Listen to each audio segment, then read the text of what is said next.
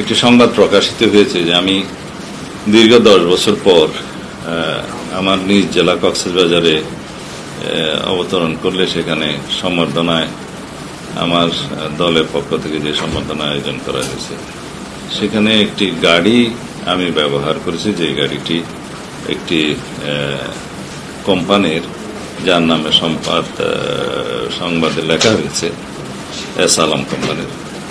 তো এই বিষয়ে আমাকে জানতে চেয়েছিল নিউজ করার আগে প্রথম আলোরই চট্টগ্রাম ব্যুরোর সাংবাদিক।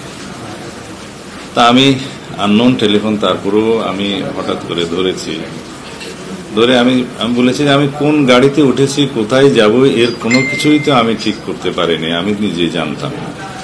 এগুলো জেলা বিএনপির নেতৃবৃন্দ যারা সম্বর্ধনার আয়োজন করেছে তারাই জানত। এখন দীর্ঘ 10 বছর পর আমার নিজ জেলায় যাওয়ার সুযোগ হয়।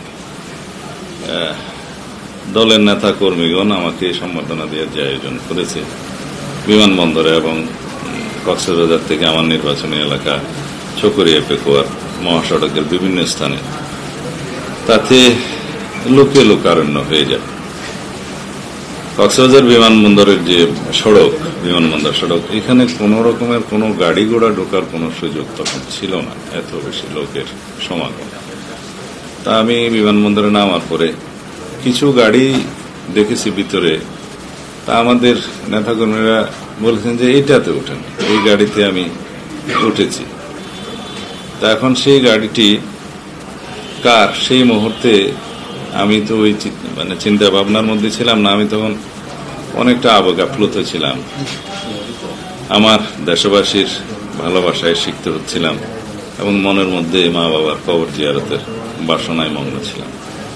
তখন আমার মনের অবস্থা ছিল না যে আমি কোন গাড়িতে, কার গাড়িতে উঠছি ইত্যাদি খোঁজ নেয়ার।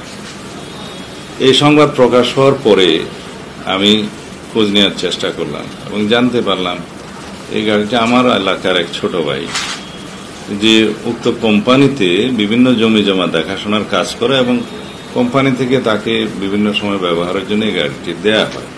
সেও অন্য সকলের মতো আমাকে বরণ করার জন্য এয়ারপোর্টে গেছে, তার গাড়িতে করেই গেছে।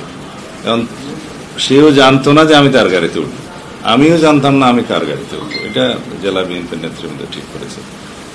তো এই অবস্থায় যে সংবাদটা প্রকাশিত হয়েছে তাতে জনমনে কিছু বিভ্রান্ত সৃষ্টি হওয়া স্বাভাবিক।